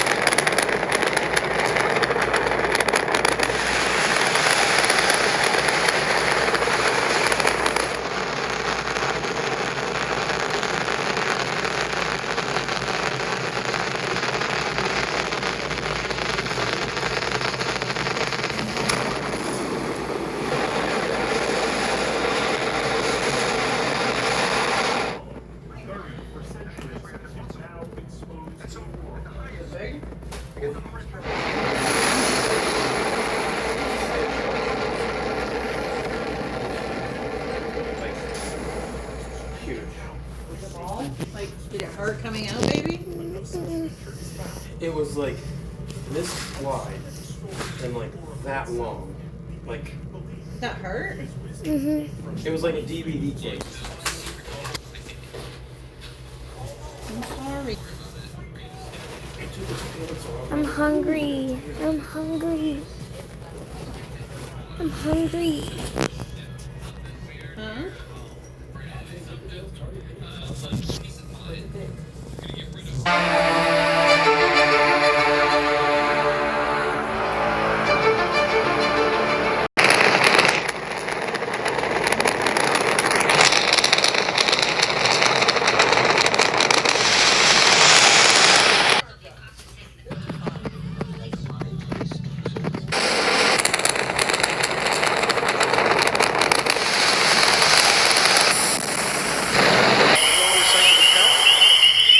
The rocket is on its own. 4 brave explorers ready to ride the most powerful rocket NASA has ever launched. Sound suppression water is flowing. And here we go. 10, 9, 8, 7. RS-25 engines lit. 4, 3, 2, 1. Booster ignition. And liftoff. The crew of Artemis 2 now bound for the moon. Humanity's next great voyage begins. Good roll pitch. Roger, roll pitch. Houston now controlling the flight of integrity on the Artemis 2 mission around the moon. Integrity, AMT high. AMT high. On time passing 30 seconds into the flights. Integrity passes the ultimate vehicle. Target milestone. Mission Control Houston seeing good performance on the 4 main engines. Space Launch System core stage. Integrity, 3 miles in altitude. Traveling more than 1,200 miles per hour.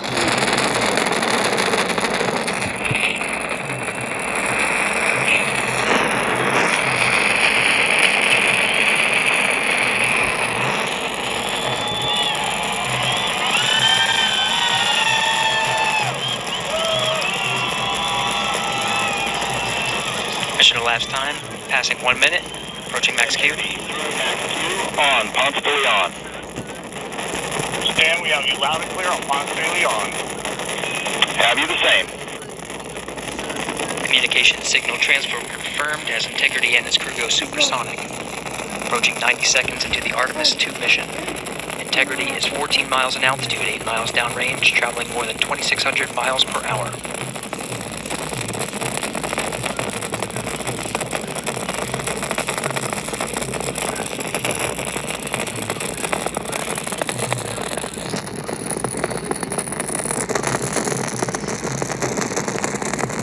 One minute 50 seconds of mission elapsed time, standing by ahead of solid rocket booster separation, expected at the 2-minute 9-second mark.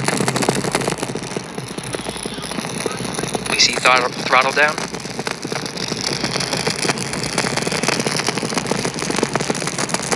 Confirmed separation. Main engines throttling up, guidance converged.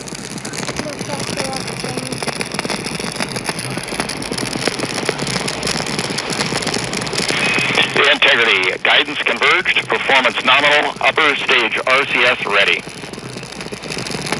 Copy all, Stan. Integrity, SM priming complete. SM priming complete. 2 minutes 45 seconds of mission elapsed time into the Artemis 2 mission. Thrusters on Integrity and upper stage confirmed in a ready state ahead of service module fairing separation.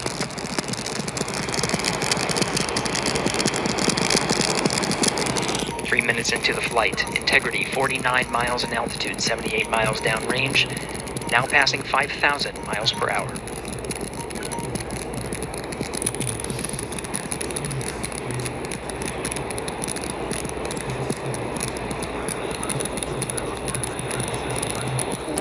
Standing by for launch board system jettison. Houston Integrity, good last jettison, great view. Copy jettison, Team Eco 8+02.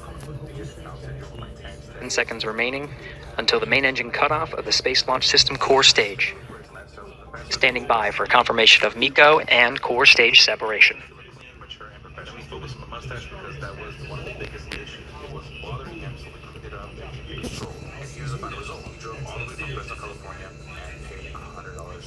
Integrity and nominal MECO, core stage separated.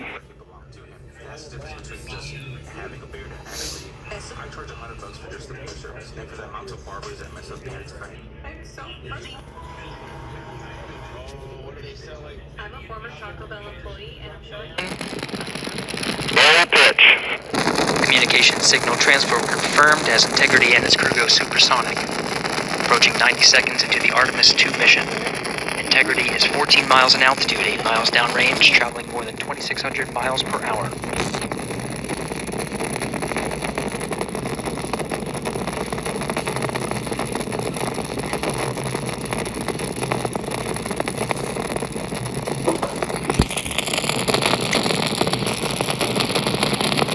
One minute 50 seconds of mission elapsed time, standing by for main engine throttle down to 85%, ahead of solid rocket booster separation, expected at the 2-minute 9-second mark. We see throttle down.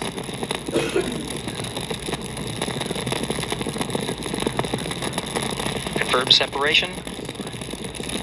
Main engines throttling up, guidance converged.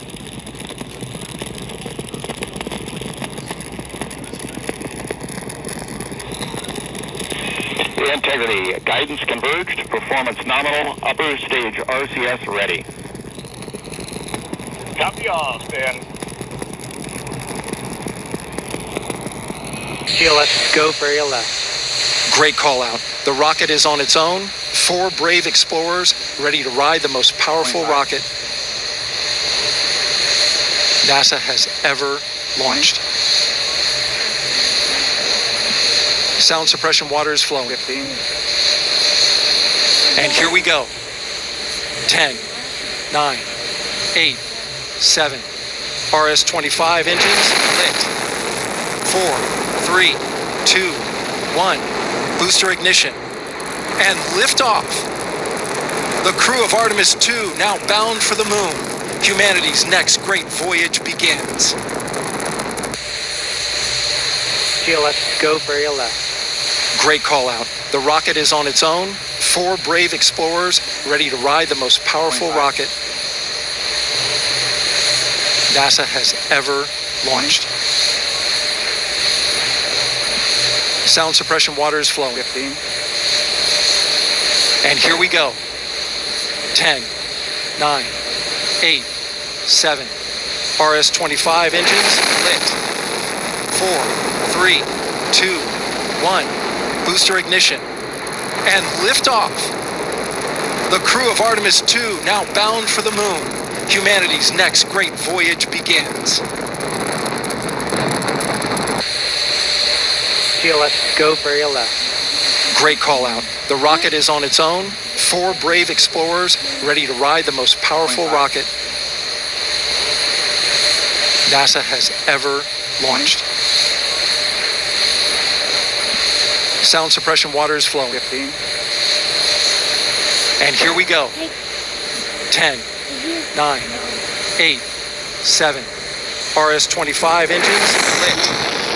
4, 3, 2, 1. Booster ignition. And liftoff. GLS, go for your left. Great call out. The rocket is on its own. 4 brave explorers ready to ride the most powerful rocket NASA has ever launched. Sound suppression water is flowing. 15. And here we go. 10, 9, 8, 7. RS-25 engines lit. 4, 3, 2, 1. Booster ignition. And liftoff. GLS, go for your left. Great call out. The rocket is on its own. 4 brave explorers ready to ride the most powerful rocket NASA has ever launched. Sound suppression water is flowing. 15. And here we go. 10, 9, 8, 7. RS-25 engines lit. 4, 3, 2, 1. Booster ignition. And liftoff. GLS, go for your left. Great call out. The rocket is on its own. 4 brave explorers ready to ride the most powerful rocket NASA has ever launched. Sound suppression water is flowing. 15. And here we go. 10, 9, 8, 7. RS-25 engines lit. 4, 3, 2, 1. Booster ignition. And liftoff. The crew of Artemis 2 now bound for the moon. Humanity's next great voyage begins. Cole Parmer's peristaltic pumps and fluid handling consumables are ideally suited to cell culture. GLS, go for your left. Great call out. The rocket is on its own. 4 brave explorers ready to ride the most powerful rocket NASA has ever launched. Sound suppression water is flowing. 15. And here we go. 10, 9, 8, 7. RS-25 engines lit. 4, 3, 2, 1. Booster ignition. And liftoff. The crew of Artemis 2 now bound for the moon. Humanity's next great voyage begins.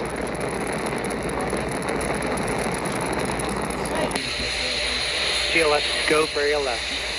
Great call out. The rocket is on its own. 4 brave explorers ready to ride the most powerful rocket NASA has ever launched. Sound suppression water is flowing. 15. And here we go. 10, 9, 8, 7. RS-25 engines lit. 4, 3, 2, 1. Booster ignition. And liftoff.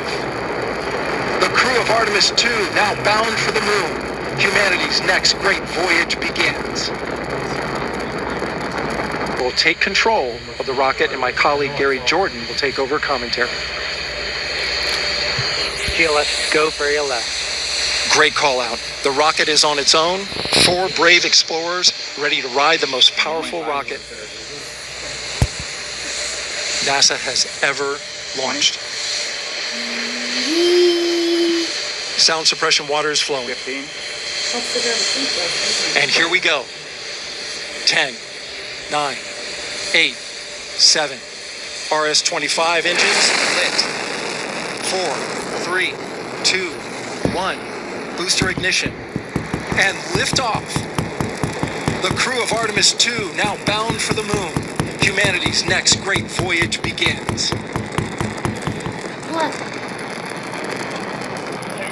Good roll pitch. Roger, roll pitch. Houston, now controlling the flight of integrity on the Artemis 2 mission around the moon. GLS, go for your left. Great call out. The rocket is on its own. 4 brave explorers ready to ride the most powerful rocket NASA has ever launched. Sound suppression water is flowing. 15. And here we go. 10, 9, 8, 7. RS-25 engines lit. 4, 3, 2, 1. Booster ignition. And liftoff. The crew of Artemis 2 now bound for the moon. Humanity's next great voyage begins. Good roll pitch. Roger, roll pitch. Houston, now controlling the flight of integrity on the Artemis 2 mission around the moon. Integrity, AMT high. AMT high. On time, passing 30 seconds into the flights. Integrity passes the ultimate vehicle. Target milestone. Mission Control Houston seeing good performance on the 4 main engines. Space Launch System core stage. Integrity, 3 miles in altitude. GLS, go for your left. Great call out. The rocket is on its own. 4 brave explorers ready to ride the most powerful rocket NASA has ever launched. Sound suppression water is flowing. 15. And here we go. 10, Like there's something in the 9, sink. 8, 7. RS-25 engines lit. 4, 3, 2, 1. Booster ignition. And liftoff. The crew of Artemis 2 now bound for the moon. Humanity's next great voyage begins. That was my joke for some reason. Good roll pitch. Roger, roll pitch. I know. Houston, now controlling the flight of integrity on the Artemis 2 mission around the moon. Integrity, AMT high. AMT high. On time, passing 30 seconds into the flights. Integrity passes the ultimate vehicle. Target milestone. Mission Control Houston seeing good performance on the 4 main engines. Space Launch System core stage. Integrity, 3 miles in altitude. Traveling more than 1,200 miles per hour.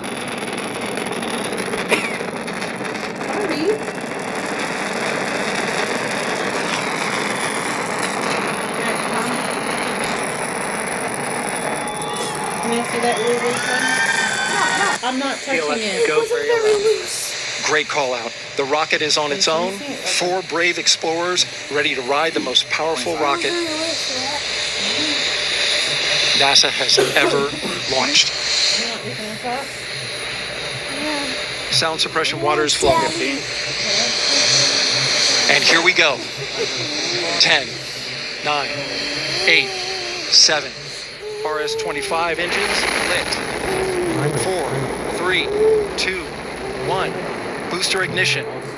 And liftoff. The crew of Artemis 2 now bound for the moon. Humanity's next great voyage begins. Good, roll pitch. Roger, roll pitch. Houston, now controlling the flight of Integrity on the Artemis 2 mission around the moon. Integrity, AMT high. AMT high. On time, passing 30 seconds into the flights. Integrity passes the alternate vehicle.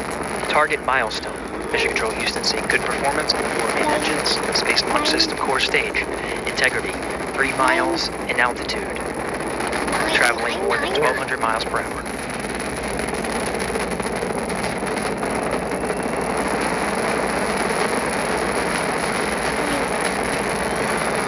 I said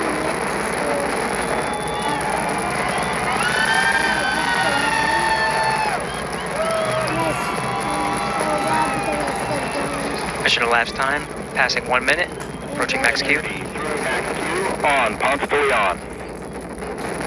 Stan, we have you loud and clear on Ponce de Leon.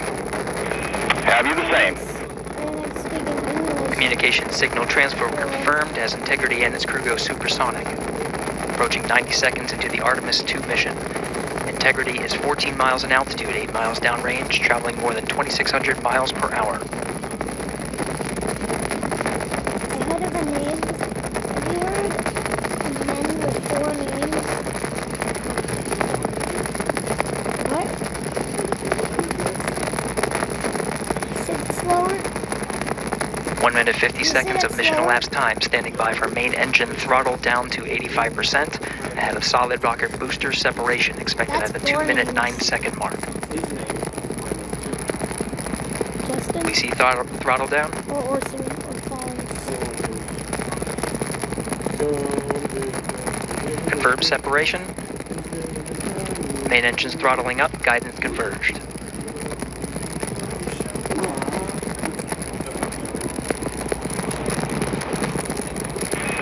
Integrity, guidance converged, performance nominal, upper stage RCS ready. Copy all, Stan. Integrity, SM priming complete.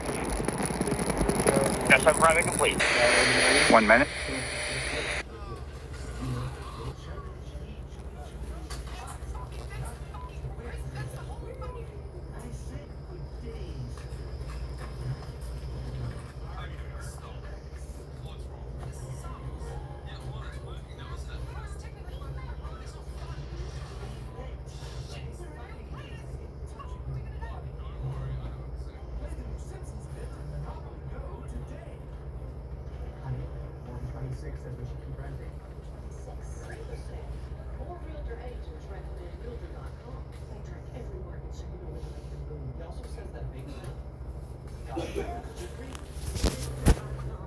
Now moving on to SpaceX's journey.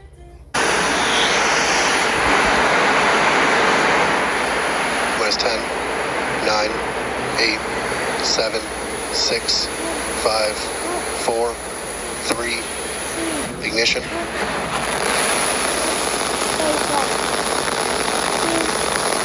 have liftoff.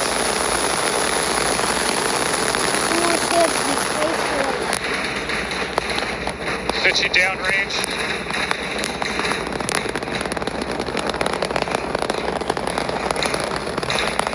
Nominal mode. On nominal mode. Booster Raptor, chamber pressure nominal. Feel that nominal? When it does separate. All right, we are T plus 30 seconds into flight. Seeing 33 out of 33 Raptor 3 engines on booster V3. Ascending over the Gulf now, coming up on maximum aerodynamic pressure. Booster and ship, avionics power, telemetry nominal. Systems looking good. We're just passing through the period of maximum dynamic pressure.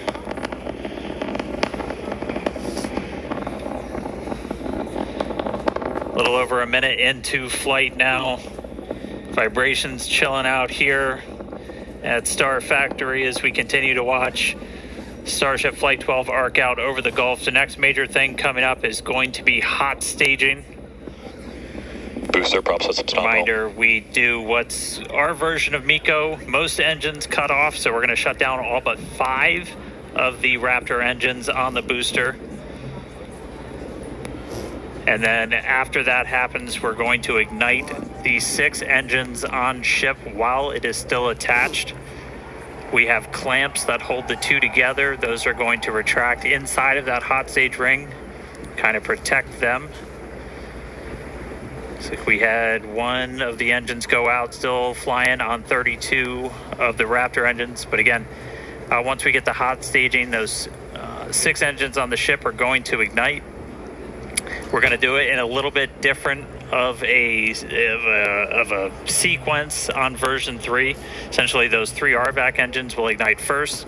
Almost immediately after, just one of those central engines is going to ignite, and that's going to give the booster a bit of a kick, sending it in a known direction, followed shortly after by the other 2. We're through MECO. Separation. Look. There you go. Successful hot staging separation. We are not seeing as many booster engines ignite as we expected for boost back, but we are seeing 6 good engines lit on ship. It looks like we just had an early down.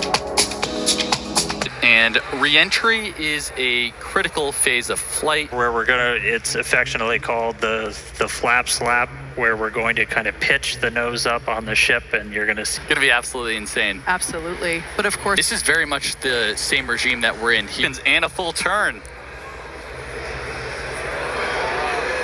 Yeah, Starship doesn't fly like an airplane. It's a lot more like a skydiver. Full belly flop on the way down, using those flaps similar to arms to help change the path of the air over you. Coming up real soon. Again, going for a landing burn, trying to light 2 of these Raptor sea level engines. Landing burn startup. Oh, look. Landing burn startup. Look, it's on here. 2 engines lit.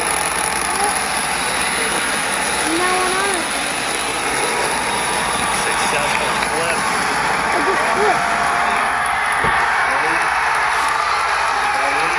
Buoy cam testing it. This is the one that actually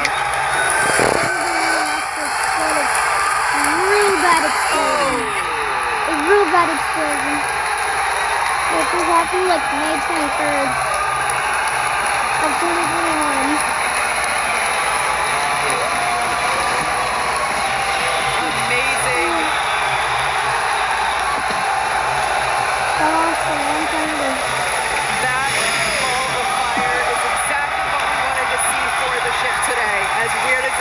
May sound to hear, but it is the truth.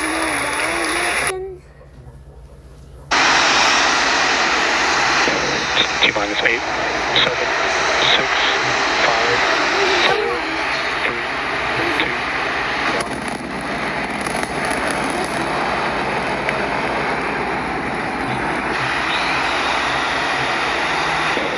T-minus 8, 7, 6, 5, 4, 3, 2, 1. How did we even get down there?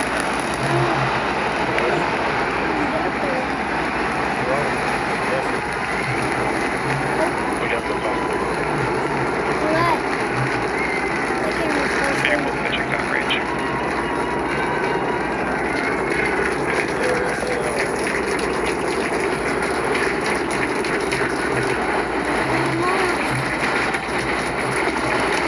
Booster average pressure nominal.